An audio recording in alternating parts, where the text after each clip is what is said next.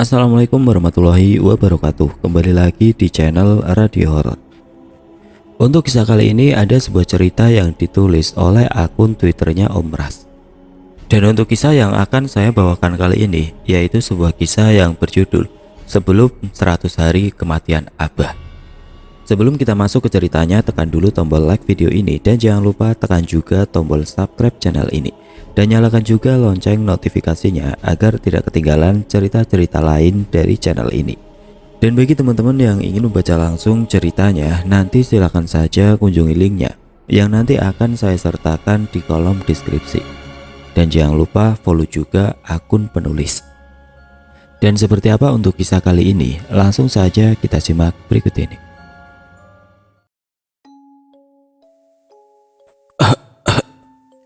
Sari menarik nafas panjang ketika mendengar suara batuk seseorang dari samping rumah. Nampaknya ia sudah tahu siapa yang datang. Tidak berapa lama, terdengar suara ketukan di pintu kamar kosnya. "Abah mau apa?" ujar Sari bertanya dengan wajah yang kurang suka. "Abah dengar, kalian mau memulai pembangunan rumah. Biasanya dari tiangnya dulu kalau di sini. Dan ada acara selamatan kecil-kecilan." "Apa itu benar, Sar?" tanya Abah dengan suara serak. "Iya benar, saya sudah memberitahu umahnya Ranti kemarin. Mungkin dia tidak ingin memberitahu Abah," jawab Sari terdengar ketus. Umahnya atau ibunya Ranti itu adalah ibu tiri dari Sari. Sari dan ibu tirinya memang tidak pernah akur, karena Sari menganggap ibu tirinya itu adalah wanita jahat yang menikahi ayahnya hanya karena harta. Itu dibuktikan dengan ketidakpedulian ayahnya yang kemungkinan terkena hasutan dari ibu tirinya pada Sari semenjak dari Sari masih gadis. Sampai ketika ia menikah, sang ayah hanya datang untuk mewalikan nikah saja. Itu pun Sari memohon-mohon bagi pengemis pada ibu tirinya. Barulah si ibu tiri mau mengizinkan ayahnya Sari untuk menjadi wali nikahnya. Dan 2 tahun setelah pernikahannya, Sari dikaruniai anak. Namun pada saat itu, suaminya diberhentikan kerja.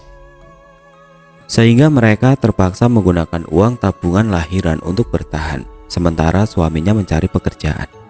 Akan tetapi pada akhir 2019, saat itu tidak mudah untuk mencari pekerjaan.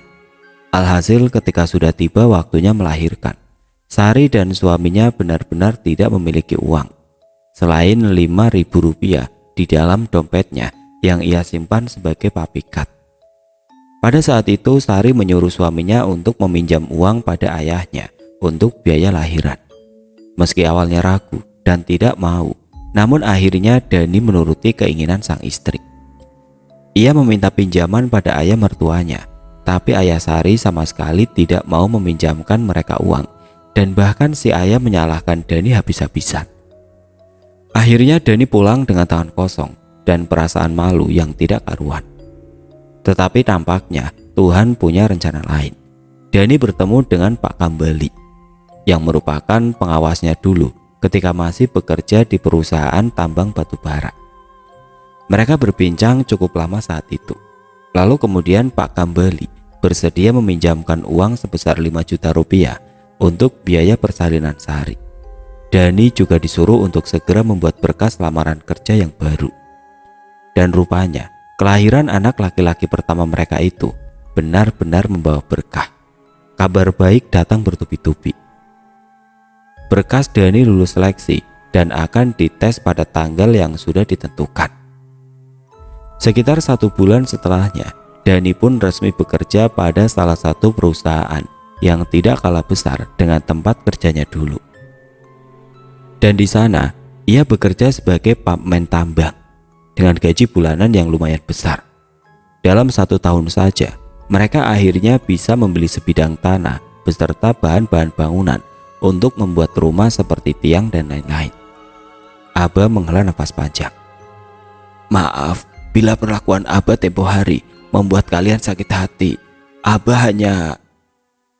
"Yang lalu itu tidak usah diungkit. Sekarang kami sudah bahagia dan alhamdulillah sudah bisa membeli sebidang tanah dengan hasil keringat sendiri," potong Sari cepat. Kalau memang Abah tidak perlu lagi, lebih baik Abah pulang. Takut nanti disangka umahnya Ranti saya meminta uang pada Abah. Dan lagi, nampaknya Abah kurang sehat. Lanjut Sari seolah tidak membiarkan ayahnya mengatakan sesuatu. Lelaki parubaya itu menghela nafas panjang, matanya nampak sayu. Ini telur angsa busuk.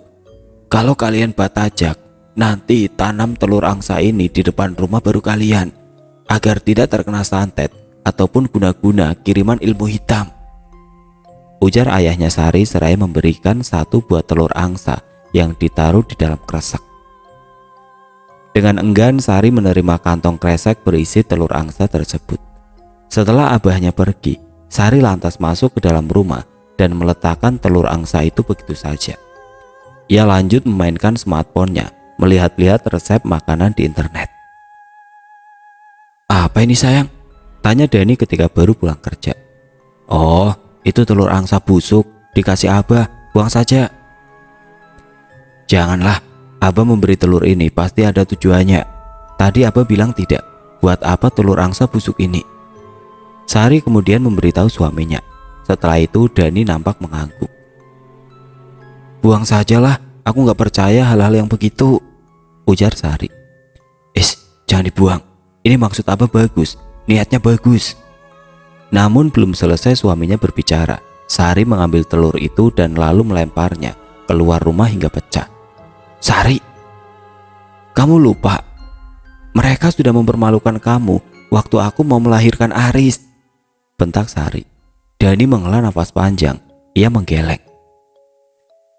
Aku tahu kamu kesal, kamu marah. Ya jujur waktu itu pun aku sama Sar. Sama. Tapi bagaimanapun, dia itu ayah kamu, orang tua kandung kamu. Apapun itu yang dia berikan, kita harus jaga, harus hormati, ujar Dani. Mudah ya kamu bicara begitu. Mulai sekarang, aku tidak mau lagi mendengar atau apapun itu tentang kelakuanmu yang tidak bisa menghormati ayahmu. Aku tidak mau istriku jadi anak yang durhaka. Tidak salah kalau kamu menyalahkan aku. Aku terima itu. Tapi satu yang harus kamu ingat, aku punya alasan dibalik semua itu, ujar Sari berusaha menyudahi pertengkaran mereka. Sayang, aku minta maaf. Aku tahu sulit buatmu maafkan Abah, tapi tidak seharusnya kamu mempermalukan beliau begitu, ucap Dani lirik. Saat akan menutup tirai kaca depan, Dani terkesiap kaget melihat makhluk yang menjilati cairan telur angsa busuk itu. Makhluk itu nampak memiliki kaki yang panjang dan bungkukan di belakangnya. Apa itu? Gumam Dani. Cepat tutup tirainya, makanan sudah siap, ujar Sari dari arah dapur mengagetkannya. Dan ketika Dani memalingkan wajahnya kembali menatap keluar, ia sudah tidak melihat makhluk aneh itu lagi. Apa mungkin cuma perasaanku saja? Ia membatin. Srek. Setelah menutup tirai, Dani pun lantas langsung berjalan ke dapur menyusul istrinya yang sudah menyiapkan makanan untuknya. Kok lama? Itu, tadi aku melihat sesuatu, kakinya panjang dan memiliki punuk, menjilati telur busuk yang kamu lempar keluar tadi. Mungkin itu si Wuleti, kambingnya Pak Bani. Kambing? Bukan kaki kambingnya Pak Bani itu pendek. Kalau makhluk yang tadi aku lihat itu, kakinya panjang. Sepintas memang mirip binatang, tapi aku rasa itu bukan binatang. Bruk. Tiba-tiba terdengar suara benda jatuh dari atas atap dapur, membuat mereka berdua kaget.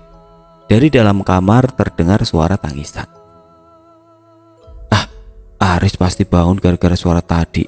Kamu makan duluan saja ya, aku mau nyusuin Aris dulu. Hari itu Sari terlihat sangat sibuk menyiapkan segala sesuatu dan keperluan untuk Batajak. Sementara Dani sudah sejak pagi tadi berangkat ke lokasi tanah mereka bersama beberapa orang bapak-bapak tetangga di sekitar kosnya. Kak Sari, ini langsung dibawa ke sana ya? Tanya Aldi, salah satu sepupunya Sari. Iya Di, bawa saja langsung ke sana. Nanti kakak nyusul sama Rini ya. Proses Batajak rumah itu lancar dan tidak ada halangan apapun. Intan lantakan yang sudah disiapkan oleh Dani sebelumnya juga sudah dipasang atau dimasukkan ke dalam tiang rumah bagian atas. Itu syarat agar rumah terlihat bercahaya dan bagus. Biasanya di tempat itu begitu kalau mau bikin rumah. Sekitar pukul 9-an, acara selamatan pun dimulai. Saat orang-orang mulai menyantap hidangan yang disediakan, Dani menatap lekat ke arah jalanan. Di sana juga ada istrinya yang sedang bermain dengan anaknya. Abah tidak datang. Sari menghela nafas. Kamu lihat dia ada? Tidak ada kan? Itu berarti dia tidak datang, jawab Sari. Mungkin Abah tidak enak badan. Ya sudah, nanti tolong bungkuskan makanannya ya. Aku mau antar ke rumah Abah. Ngapain sih? Paling juga nanti makanannya dibuang sama umahnya Ranti. Tidak akan dimakan. Mau makanannya dibuang atau tidak, yang penting niat kita baik dan sudah melakukan tugas sebagai seorang anak. Sari menatap lekat ke arah suaminya. Laki-laki itu tidak hanya tampan, tapi juga memiliki hati yang baik. Jujur saja Sari pun kagum dengan sifat baik suaminya tersebut. Kok melamun? Kamu pasti belum makan kan? Mau aku suapin? Ujar Dani. Singkat cerita, pembangunan rumah Dani dan Sari sudah hampir jadi. Tinggal sedikit lagi, maka rumah itu akan bisa mereka tempati. Dan setiap harinya, Sari selalu sibuk di rumah barunya itu untuk membersihkan dan mengarahkan tukang untuk menata rumahnya sesuai dengan yang ia inginkan. Minggu depan rencananya bila sudah selesai semua, mereka akan segera pindah ke rumah baru tersebut. Dan selama itu pula lah, ayahnya Sari tidak pernah lagi datang mengunjunginya. Menurut kabar, ayahnya Sari sakit-sakitan. Tapi Sari tidak ambil pusing, meski di dalam hatinya ia masih lagi menyayangi ayahnya tersebut. 10 hari telah berlalu. Sari dan Dani sudah resmi pindah dari kos ke rumah baru mereka. Banyak sekali sepupu dan keluarga Sari lainnya yang datang berkunjung, kecuali ayahnya. Hingga larut malam, barulah Sari selesai beberes dan suaminya masih belum pulang kerja. Tok tok tok. Suara ketukan terdengar dari luar. Sari tersenyum karena mengira yang datang itu adalah suaminya. Namun setelah pintu dibuka, ia nampak kaget melihat ayahnya berdiri dengan wajah menunduk. Abah ngapain kesini malam-malam begini? Ujar Sari mencecar ayahnya dengan pertanyaan. Tapi lelaki parubaya itu hanya terdiam. Abah mau lihat Aris. Lagi-lagi tidak terdengar jawaban. Dengan ragu, Sari memegang tangan ayahnya untuk mengajaknya masuk ke dalam rumah. Alis Sari terlihat mengerut ketika telapak tangannya sudah menyentuh lengan sang ayah. Rasanya dingin sekali. Tangan Abah kok dingin? Ya sudah, Abah tunggu di sini ya. Sari mau membuatkan teh panas dulu. Lanjut Sari, namun tetap sama tidak ada jawaban dari ayahnya yang duduk dengan wajah menunduk tersebut. Di dapur saat Sari meraih toples gula, ia tiba-tiba saja merinding. Mungkin hanya perasaanku saja. Di luar kan udaranya memang dingin sekali. Gumam Sari seraya bergegas membuatkan teh untuk ayahnya. Sari menghela nafas lega begitu melihat ayahnya masih duduk, namun kini wajahnya menatap keluar jendela. Bah, kenapa waktu kami batajak Abah tidak datang? Dani terus menanyakan Abah saat itu. Oh ya, makanan yang Dani antar waktu itu apa Abah makan? Hening, hanya suara rintik hujan yang jatuh di atas atap seng itu yang terdengar. Sari merasa canggung dengan suasana saat itu, dengan ayahnya yang tidak seperti biasa. Tok tok tok. Suara ketukan di luar terdengar keras dan tergesa. Sebentar ya Bah, mungkin itu Dani sudah pulang, ujar Sari seraya beranjak menuju pintu.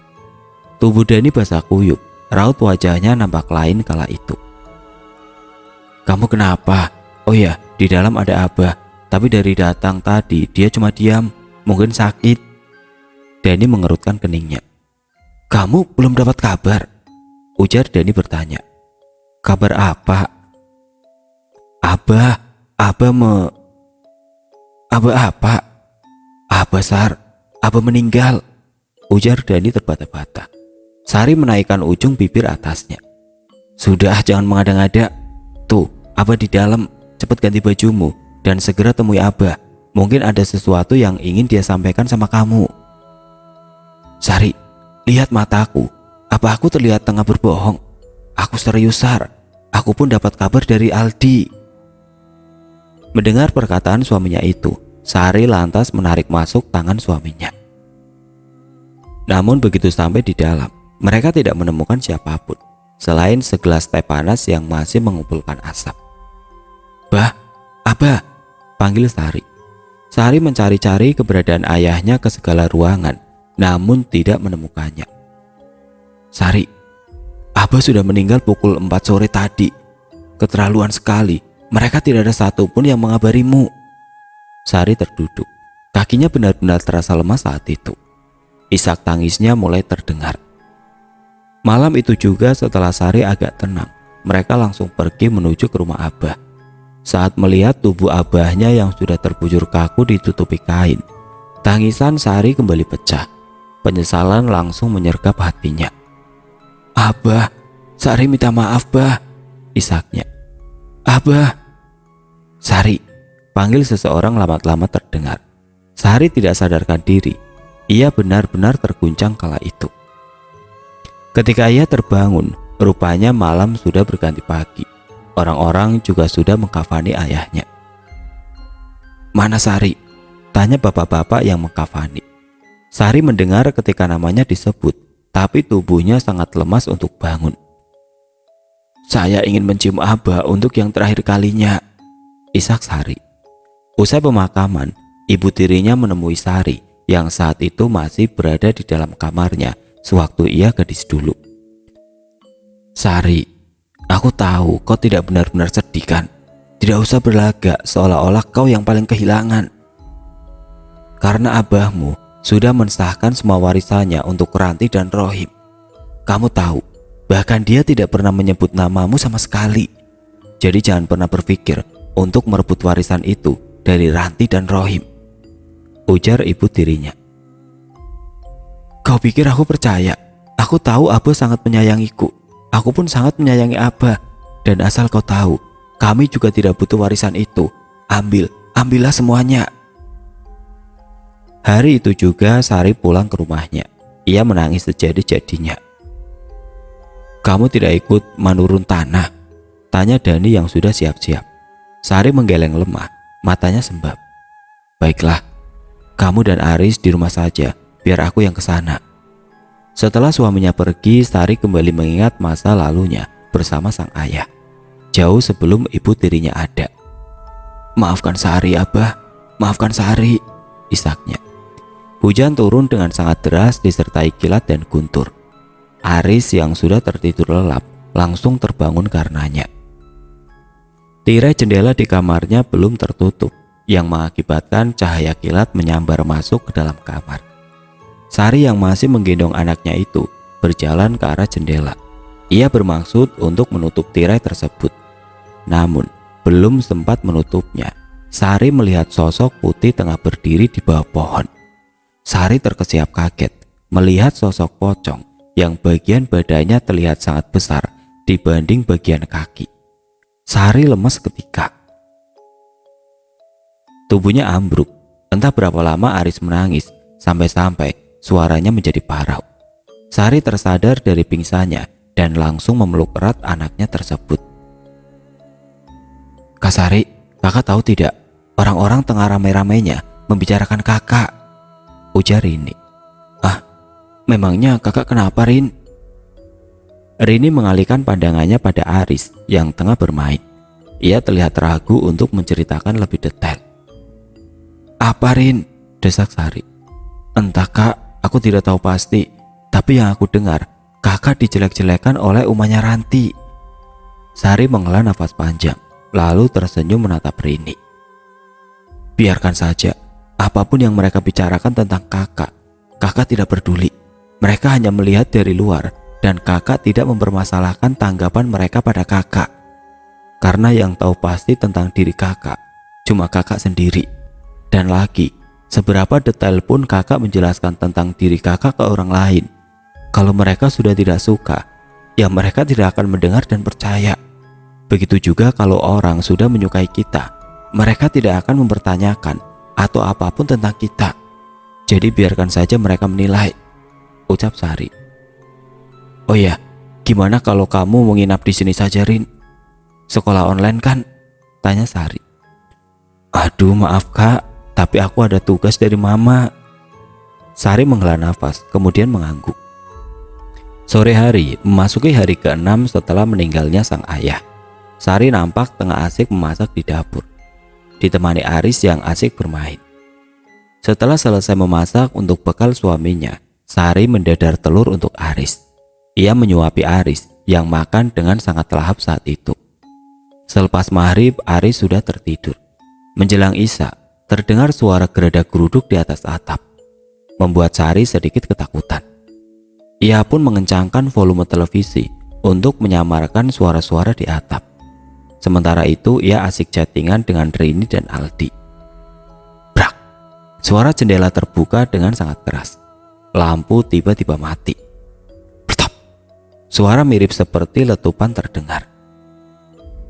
Sari menelan ludahnya. Ia mulai ketakutan. Sementara itu jendela kamarnya terbuka dan tertutup dengan sendirinya, menimbulkan suara keras. Takut anaknya terbangun dan rewel, akhirnya Sari memberanikan diri untuk mengunci jendela. Namun langkahnya terhenti begitu ia melihat sosok pocong itu tengah menatapnya. Kepala Sari mulai terasa pening ketika ia melihat sosok itu perlahan-lahan menghilang. Abah, gumamnya dengan bibir gemetar. Sekitar pukul 3 dini hari, Sari merasakan rasa sakit yang teramat sangat pada perutnya. Ia berbalik kiri dan kanan sembari menahan rasa sakit di perutnya. Keringat dingin membasahi wajahnya. Sari merasa seperti ada sesuatu yang bergerak di dalam perutnya.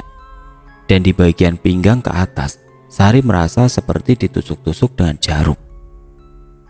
Selama hampir 1 jam lebih ia merasakan sakit di perutnya. Akhirnya setelah terdengar adzan subuh, sakit yang ia rasakan mulai berangsur hilang. Sekitar pukul 5 pagi, Dani pulang dengan wajah yang lesu dan tubuh yang berbau minyak solar. Kamu kenapa? Sakit? Tanya Dani begitu melihat wajah istrinya yang pucat. Perutku rasanya sakit sekali, punggungku seperti ditusuk-tusuk jarum. Hah? Lalu sekarang bagaimana? Kamu sudah minum obat? Sebentar, aku mandi dulu ya, nanti aku pijit, ujar Dani bergegas mengambil handuknya. Dani bersikeras memijit punggung istrinya, meski saat itu ia juga kelelahan karena kerja malam. Sudah, aku tidak apa-apa, ucap Sari lirih. Malam ini, kamu ke rumah Abah? Iya, kamu dan Aris ikut. Sari menggeleng pelan, tanda ia tidak ingin ikut. Hari itu Sari sengaja menidurkan anaknya di sore hari, agar nanti malam Aris tetap terjaga dan bisa dijadikan teman untuk mengurangi rasa takutnya. Malamnya sesuai dengan perkiraan Sari, Aris tidak tidur dan masih asik bermain mobil-mobilan di depan TV. Dani juga sudah pergi sejak pukul 6 sore tadi. Mam, ujar Aris yang saat itu menagih untuk makan. Sari berjalan ke dapur untuk mengambil nasi dan telur dadar yang berada di dalam tudung saji. Tiba-tiba, suara seperti benda jatuh di atap kembali terdengar. Diiringi dengan suara peletop mirip sesuatu yang pecah atau meledak. Sari yang mulai berpikiran tidak karuan itu lantas berlari masuk ke dalam tanpa membawa makanan untuk anaknya. Brak! Jendela lagi-lagi terbuka dan tertutup dengan sendirinya. Padahal Sari ingat betul kalau jendela itu sebelumnya sudah ia kunci dengan rapat. Angin yang berhembus membawa aroma tidak sedap dari luar. Bau itu membuat Sari mual dan perutnya kini menjadi sakit. Rasa sakitnya sama persis dengan yang ia rasakan pukul 3 dini hari semalam. Saat ia mencoba menutup jendela, ia melihat sosok pocong itu lagi tengah menatapnya dengan jarak yang semakin dekat dari malam-malam sebelumnya. Suara seperti bisikan terdengar menyebut namanya. Sari, Sari. Dan kemudian sosok pocong itu menghilang. Abah, apa itu Abah? gumam Sari meringis. Bruk, tubuhnya oleng. Sari terjatuh dan kepalanya membentur lantai dengan sangat keras. Sekitar pukul 9 Dani pulang dan mendapati anaknya tengah memainkan gunting cukur di dekat pintu masuk. Astagfirullah, sini nak, Abah pinjam ya, ucap Dani merayu anaknya yang masih memegang gunting cukur di tangannya. Dan setelah bisa merayu si buah hati, Dani lantas membawa anaknya masuk ke dalam kamar dan melihat istrinya terbaring tidak sadarkan diri di dekat jendela yang masih terbuka. Sayang, Sari, kamu kenapa? Dengan perasaan gugup dan panik, Dani menelpon sepupunya, yakni si Aldi. Sekitar 10 menitan kemudian, barulah Aldi sampai. Kak Sari kenapa kak? Tidak tahu Al, tadi saat kakak masuk kamar, keadaannya sudah begini. Bisa kakak minta tolong sama kamu? Bisa kak. Kakak akan memanggil Pak Mantri kemari, dan tolong jaga Aris dan Kak Sarimu ya. Aldi mengangguk dan dengan cepat langsung meraih tubuh Aris, membawanya ke dalam gendongan. Setelah Dani pergi, Aris mulai menangis dan rewel. Aldi berpikir mungkin karena malam sudah larut dan masuk waktunya Aris untuk tidur. Ia berusaha menenangkan Aris, mengajaknya bercanda dan bermain. Tapi nampaknya usaha Aldi tidak begitu berhasil. Tangis Aris malah semakin keras, membuat Aldi menjadi panik. Untungnya tidak berapa lama kemudian Dani datang bersama Pak Mantri. Pak Mantri memeriksa keadaan Sari yang masih tidak sadarkan diri. Kenapa ini Pak? Ujar Pak Mantri. Sebelum pulang ia memberikan beberapa jenis obat untuk diberikan kepada Sari. Ya Allah, ucap Dani. Perasaan Kak Sari tidak punya penyakit mah. Dani menggeleng. Entahlah Al. Dani pun bingung. Sekitar pukul 11 malam Sari mulai siuman. Ia mengeluhkan kalau perutnya terasa sakit dan bagian pinggang ke atas terasa seperti ditusuk-tusuk jarum. Membuat Dani mulai curiga kalau yang terjadi pada istrinya itu bukanlah penyakit medis. Ia pun kembali teringat tentang telur angsa busuk pemberian almarhum mertuanya itu. Tentu ada sesuatu yang dirahasiakan mertuanya, tapi beliau berusaha melindungi Sari dengan caranya sendiri. Tapi apa? Batin Dani. Ringisan kesakitan dan isakan tangis Sari mengagetkan Dani yang tengah melamun itu. Sakit sekali, isak Sari. Kedua tangannya dia tekankan pada perutnya. Untungnya saat itu Aldi masih ada di sana. Jadi Dani bisa mengajaknya untuk bertukar pikir tentang Sari. Sudah setengah 12 kak, toko obat dan Pak Mantri pasti sudah pada tutup. Aku curiga Al, apa jangan-jangan sakitnya Kak Sarimu ini bukan sakit biasa? Maksud Kak Dani, Kak Sari kena santet? Tanya Aldi menerka-nerka. Dani mengangguk. Aldi menutup mulutnya dengan tangan. Bagaimana kalau aku panggilkan Ustadz Saufi saja kak? Beliau mungkin bisa datang, usul Aldi. Dani mengangguk tanpa pikir panjang. Kamu tidak apa-apa pergi sendirian? Jauhkah rumahnya? Di desa sebelah kak, kebetulan adiknya beliau adalah temanku, si Sauki. Dani mengangguk dan memberikan uang 100 ribuan pada Aldi untuk jaga-jaga. Suasana hening setelah kepergian Aldi. Aris sudah tertidur pulas di sebelah ibunya. Dani pun juga mulai merasakan kantuk, sehingga ia memutuskan untuk membuat kopi guna menahan kantuknya. Menit-menit berlalu terasa sangat membosankan dan lama. Dani menghidupkan TV dan menonton acara TV pada saat itu. Sesekali ia melihat ke arah anak dan istrinya. Meskipun matanya lekat menatap ke layar TV, tapi pikirannya melayang-layang entah kemana. Abah menyuruh menanam telur angsa busuk itu. Pasti ada maksud tertentu. Apalagi kegunaannya untuk menangkal ilmu hitam.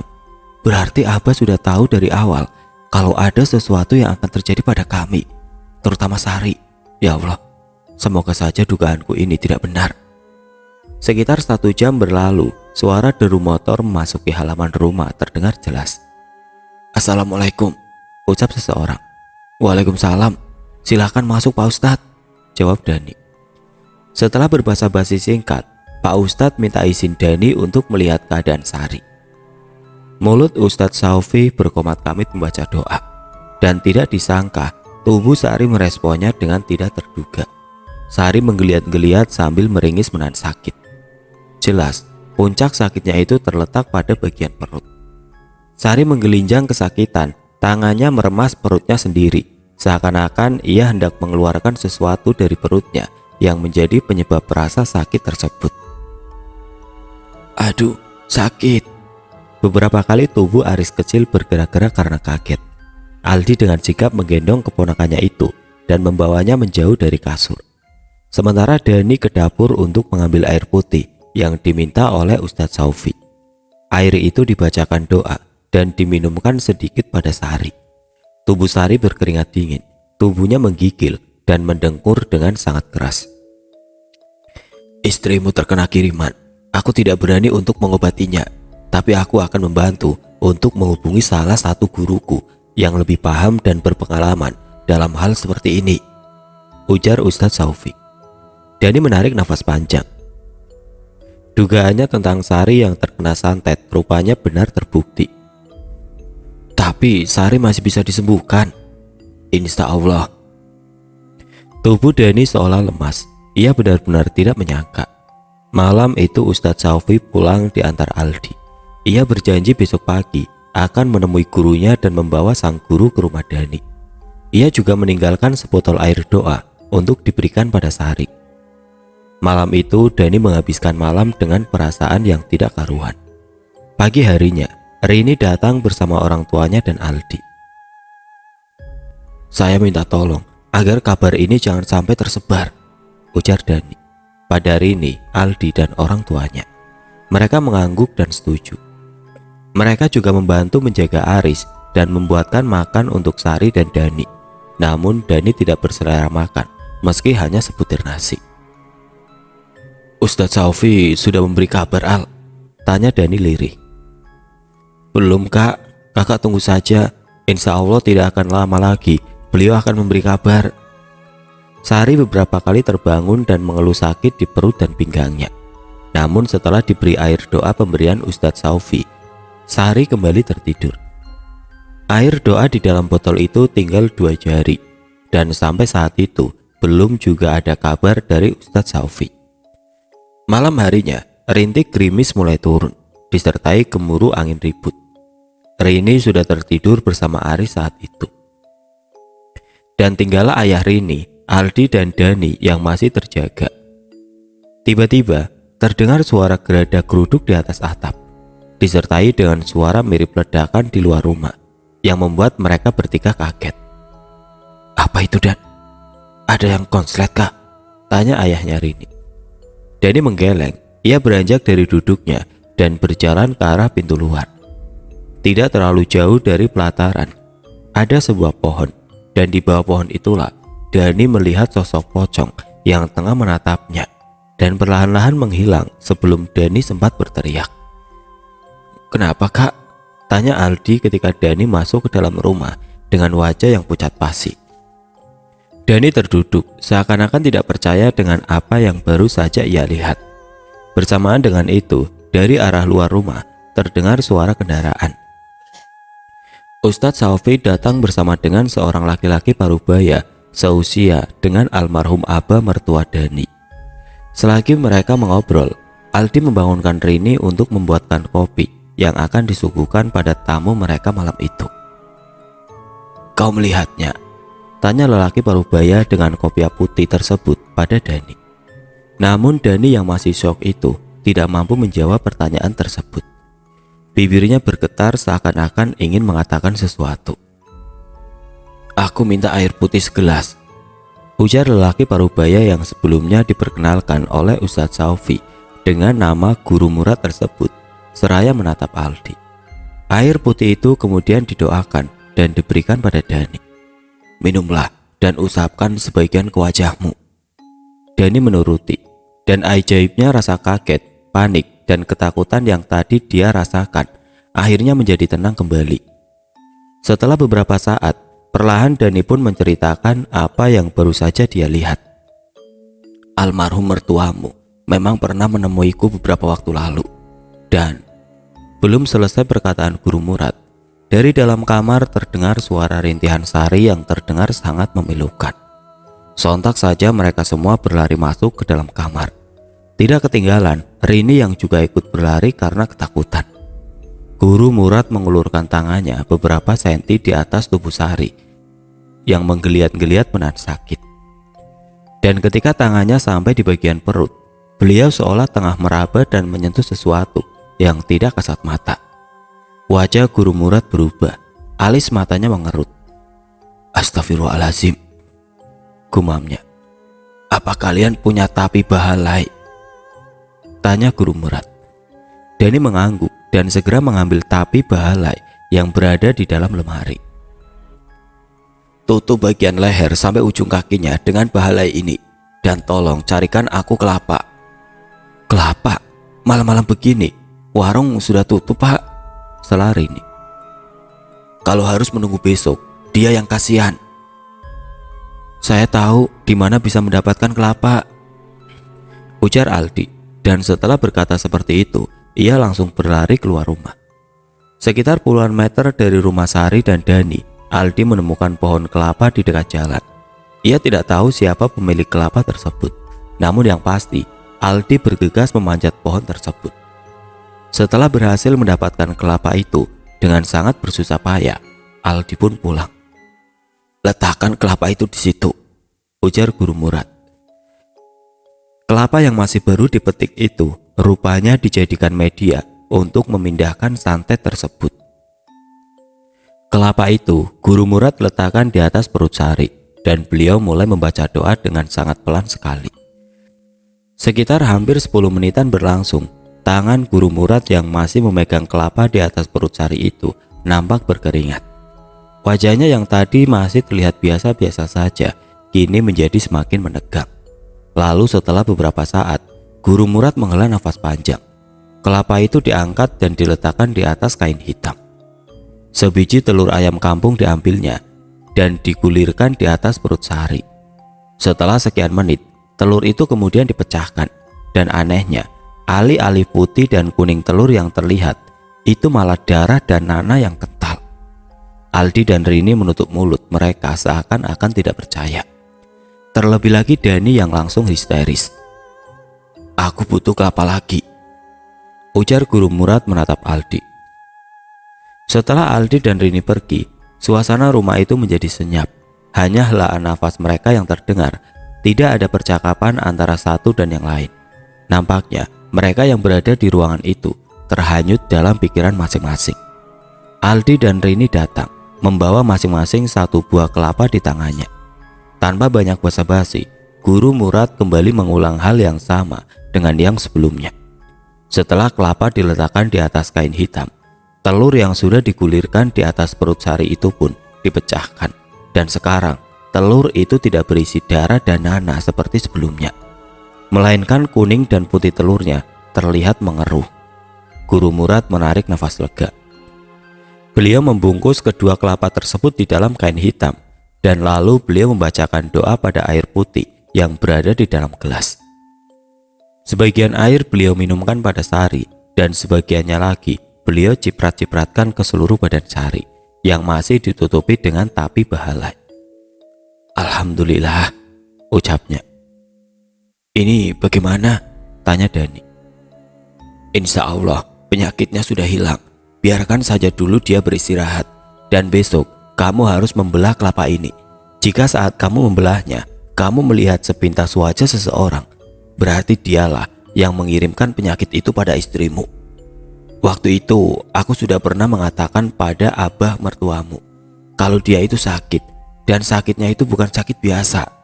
Pada saat itu dia sadar, namun dia tidak mau disembuhkan dengan alasan kalau dia sembuh, kemungkinan anaknya yang akan terkena imbasnya. Dan untuk mencegah hal itu, aku memberikan telur angsa busuk padanya dengan tujuan untuk melindungi kalian dari ilmu hitam. Tapi rupanya telur angsa busuk itu dibuang, dan kesempatan untuk mengobati mertuamu pun hilang. Aku sungguh menyesal, tapi aku juga tidak menyalahkan karena semuanya sudah direncanakan oleh Allah, ujar Guru Murad.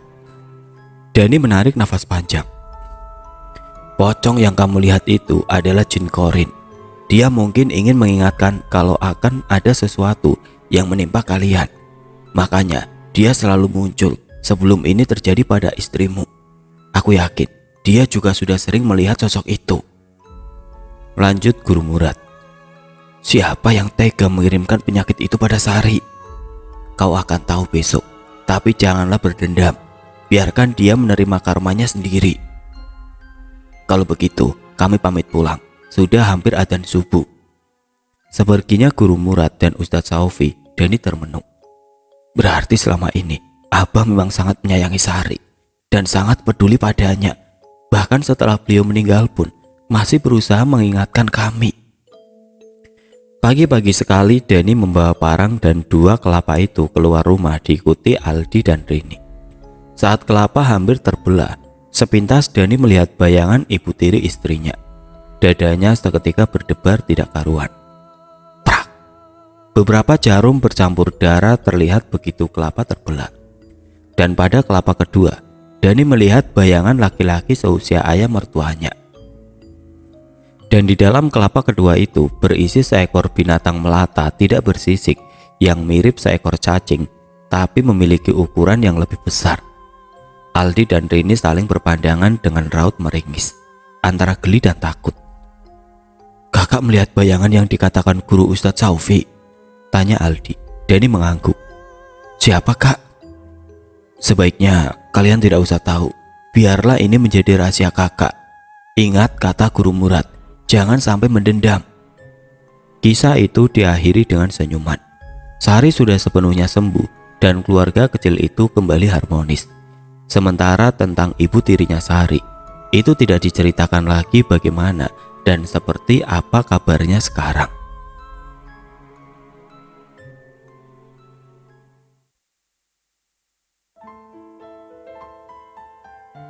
Oke teman-teman, sekian untuk cerita kali ini. Semoga apa yang sudah saya sampaikan dalam kisah ini dapat dijadikan pelajaran untuk kita semua.